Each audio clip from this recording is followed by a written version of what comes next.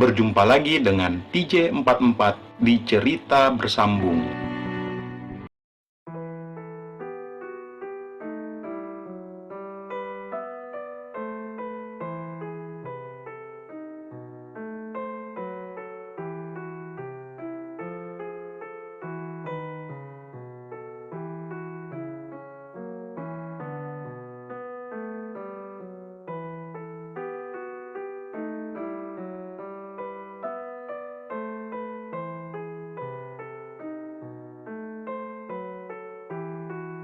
Kompleks tempat tinggalku adalah perumahan dengan banyak akses, tanpa pintu gerbang.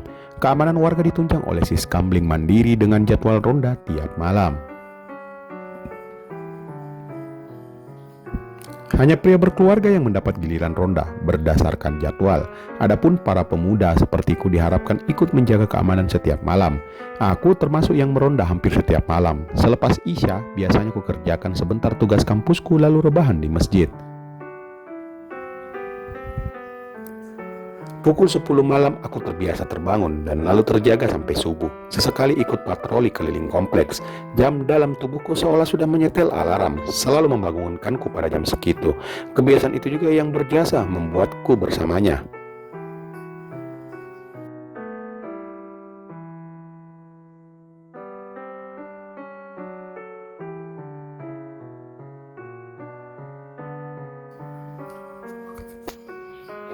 Aku terbangun belasan menit melewati pukul 10. Sejuknya pendingin ruangan membuat kerongkonganku kering. Aku lalu keluar menuju ke kamar mandi.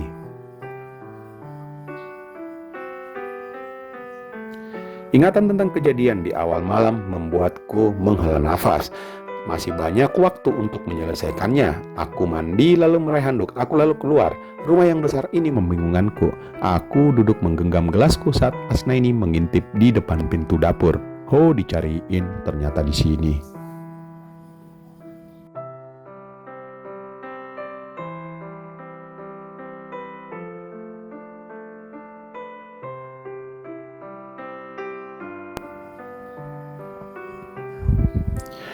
Waktu menunjukkan pukul 4 dini hari saat aku dan Asnaini tiba-tiba sudah duduk bersama. Tempat kami memulai sore sebelumnya. Aku rebahan di lantai dekat pintu menuju balkon kamar. Aku tertidur saat Asnaini mandi mendahuluiku. Pagi jam 7 aku dibangunkannya. "Gih, mandi kak." "Loh, Asnaini sudah mandi waktu kakak tidur ya?"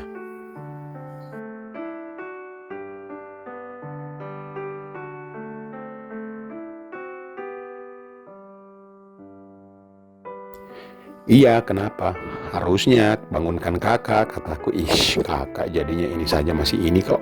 Sana mandi, bau busuk," katanya menepis tanganku menjauh.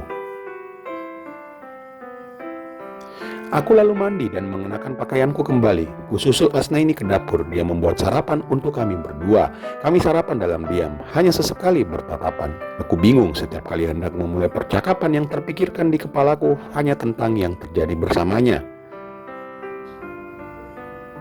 Untuk kali pertama aku tersadar rasa cinta di antara kami tidak mutual.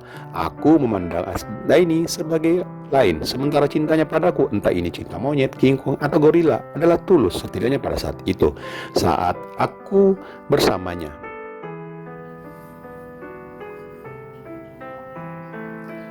Aku memutuskan tidak menghabiskan hari di rumah Kak Hajra pada hari Minggu itu. Resiko kedatangan tamu tak terduga terasa lebih besar dan tidak menyediakan penjelasan bagi yang heran. Apa yang kami lakukan berduaan di rumah itu?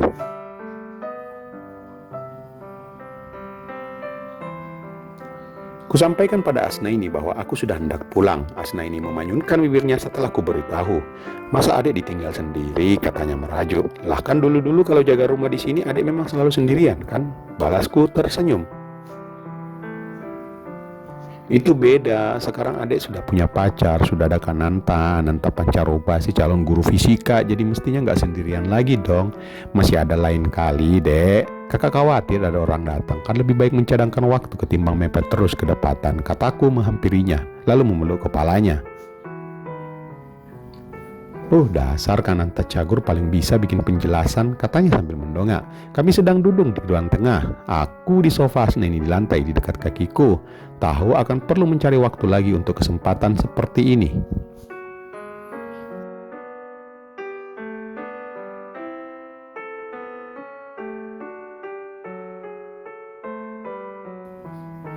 Kananta pulang dulu ya dek, kusentuh jidatnya. Asnaini terpejam menikmati. Aku lalu berdiri. Asnaini tetap bergeming, sepertinya dia tidak mau mengantarku ke depan. Jadi aku hanya tersenyum menoleh sebentar padanya, lalu melangkah keluar. Kupanaskan mesin motorku masih di teras depan rumah.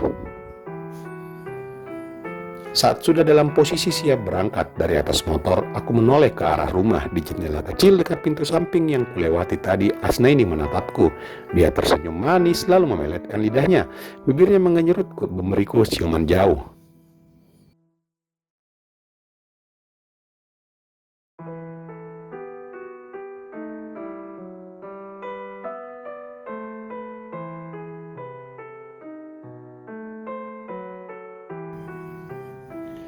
Pukul 11 malam aku terbangun di pos ronda. Sebuah SMS menggetarkan ponselku. Sedang ku ketik balasan saat pesan berikutnya masuk lagi. Aku tersenyum, SMS-nya tidak jadi kubalas. Ku kantongi kembali ponselku lalu kembali rebahan. Sekali tidak ikut patroli ronda tidak mengapa lah ya. Lalu sebelum Lena menutup terangku, sebuah kesadaran lain menimpaku. Aku tidak pernah benar-benar mengatakan cinta pada Asnaini.